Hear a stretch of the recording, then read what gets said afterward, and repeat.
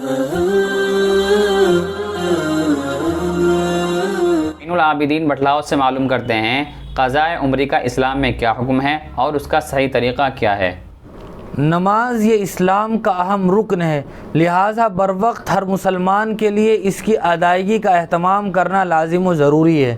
لیکن اگر کسی وجہ سے کوئی نماز قضا ہو جائے تو جیسے ہی موقع ملے یا جیسے ہی یاد آئے فوراً نماز قضا کر لینی چاہیے۔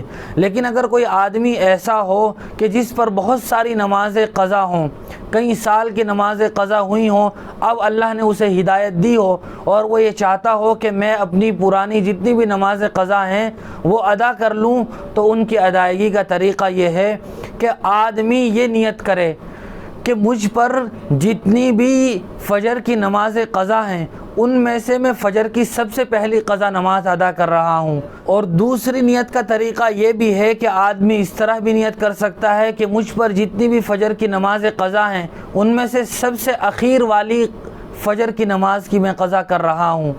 تو ایک ایک نماز ادا کرتا جائے گا، اس کے بعد والی نمازیں یا تو پہلی رہ جائے گی یا پھر اخیر کی رہ جائے گی۔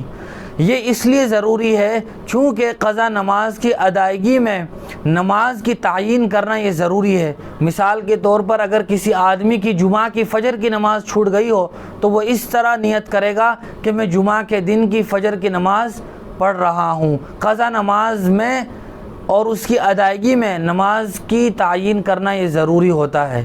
اور قضاء عمری کی ادائیگی کا آسان طریقہ یہ بھی ہے کہ آدمی روزانہ کی فرض نماز کے ساتھ اپنی پچھلی قضا نمازوں میں سے ایک نماز ملاتا رہے، تو یہ بھی آسانی سے نمازیں ادا ہو جائیں گی۔